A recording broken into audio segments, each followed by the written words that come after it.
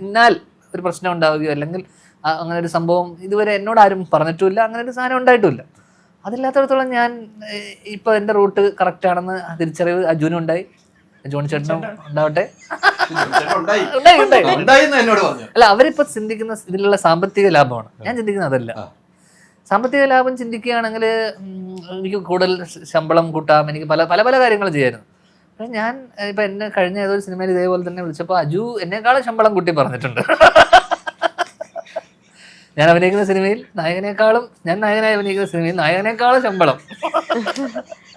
അപ്പോൾ സാമ്പത്തികം വളരെ വളരെ ഇമ്പോർട്ടൻ്റ് ആണ്, ഇല്ലെന്ന് ഞാൻ പറയുന്നില്ല. പക്ഷേ അതിനപ്പുറം നമ്മൾ ജോലി, അല്ലെങ്കിൽ നമ്മുടെ ജോലി ഇതാണല്ലോ, നമ്മുടെ തൊഴിൽ.